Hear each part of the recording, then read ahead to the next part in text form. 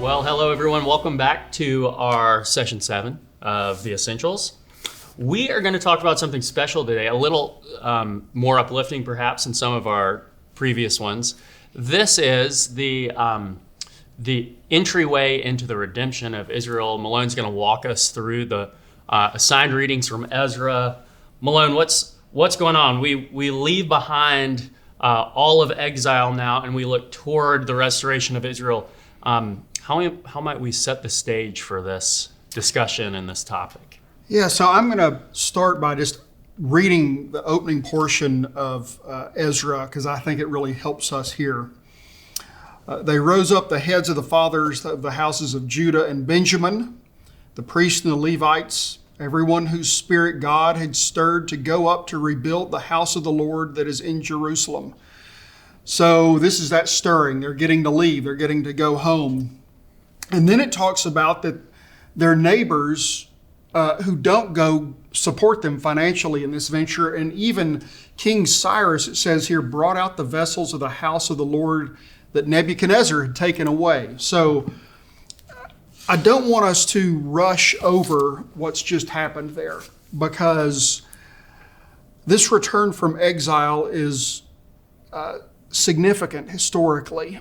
This usually doesn't happen where someone just lets you go. Not only lets you go, to go back to where you were, they're going to fund it. So this is incredible, talking about God's favor. And so this release then, as we think about this, it's important because it speaks directly to their living and their identity again. The Jews get to go back. It was so much about the land and the temple. So even in exile, while they did their best to remain faithful, they weren't in their own land with their own temple with their God. And so the rebuilding of the temple, the reinstatement of Jewish customs in their own land, and then the financial support of the people that have enslaved them, really, conquered them to do all of this. It's an incredible moment. Again, overarching, we see God's hand at work here. And so just a little bit more specifically, this rebuilding of the temple, there's going to be an emphasis on proper sacrificial worship, right? They've not been able to do this. God's renewed presence among them, they're located in the temple. So recentered worship for the people of God.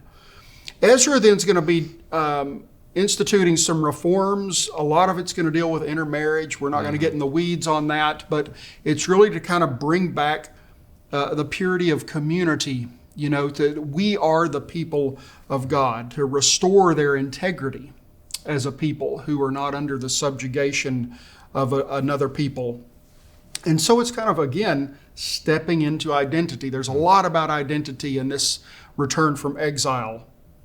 There will be a public reading of the laws, the covenant renewals, so the people will be reaffirming their commitments to God as they get back into their land, again, solidifying their identity.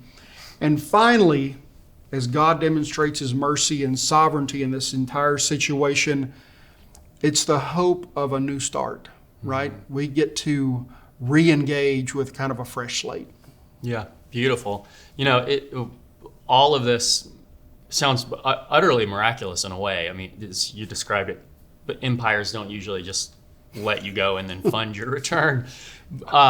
There must have been some difficulty here as well, though. Can you talk a little bit about the challenge to these newly freed Israelites? What happens in that regard?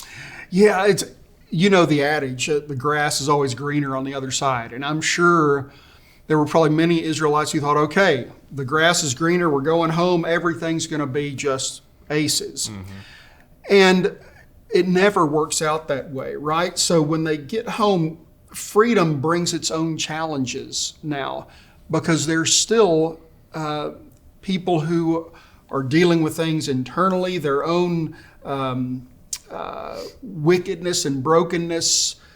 And so they're facing not only kind of internal struggles resulting from this tension between the holiness and separating from these surrounding cultures. I mean, they're still surrounded by people who wouldn't mind having them, right? So, and there's always this tension as they look externally there.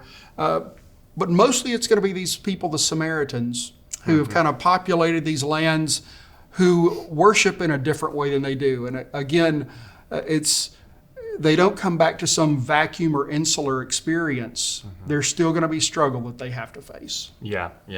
Nothing, perfectionism if, Right. That makes a lot of sense. Now, set us up for what we might take away. This is all historically, I think, really fascinating. I mean, you could go for on and on about all of the details of this history. So mysterious in a way. Set us up for some takeaways. What might we learn from this as Christians? Well, I think a few things, David. God is always moving towards his purposes. And we know from Scripture, he's patient. So those timelines don't always line up with ours, but there's always a trajectory that God is going to somewhere specific, and even the nations end up moving around because of that. So just that the purposes of God are always happening, and we see that in effect here. His faithfulness to his people, this idea of covenant, where he will not break the steadfast relationship that he's bound himself to these people. So even in the midst of the pickle that they're in, he is with them. He's with them in the return. And as you will see in subsequent studies, he's with them even when the return gets real sloppy, right? And finally, this kind of spiritual restart that I mentioned a moment ago. And I suspect we all know this by experience, we have some failure or failing, and we're like, okay, this time I'm really going to do this. I'm going to really commit to God. I'm going to double down on my whatever it is, XYZ, my prayer time. And then we engage struggles again.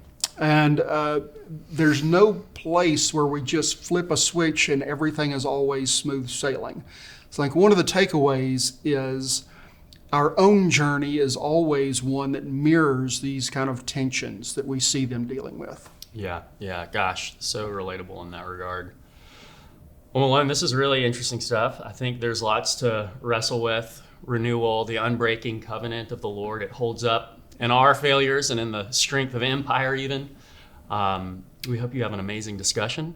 Malone, thanks for helping us out. Absolutely. And you all enjoy your time together. Thanks.